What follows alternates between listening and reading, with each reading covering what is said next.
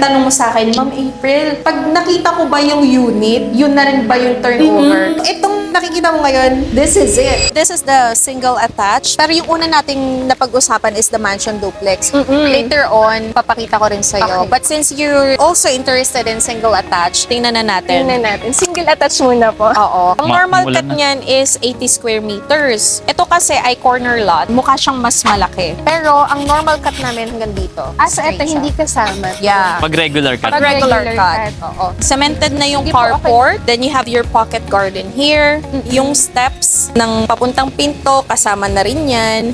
Meron ka ditong lights. Eto, ganito siya kalawak sa single attach. Pwede dito yung TV po. No? Oo. Na-imagine mo na, ma'am? Imagine mo na.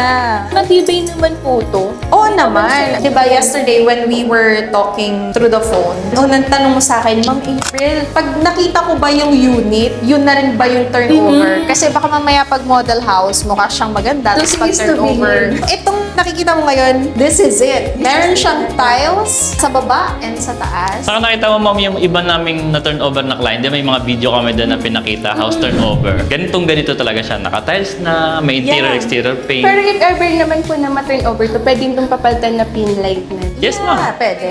Oo. Pwede Ikaw ka na magpa-drop yung ceiling. ganun. Tsaka pwede Drop ding ceiling. pakulayan tong Yes. ceiling. Sa interior, pwede kang gumalaw mag-iba ng kulay. Sa labas yung hindi pwede. Okay. Tingin ko si ma'am excited na lumipat. Promise. Parang- Naisip niya na yung mga pin light saka yung cove light. Prepared na prepared din. Mahilig din ako mag-design this. Yes, ma'am. Ayun, ma'am, madali na yon. Once na mabayaran mo yung down payment, tapos ma-approve ka sa bank, pag nakalipat ka na dito, pwede mo na siyang babago. Kailangan lang natin ng plan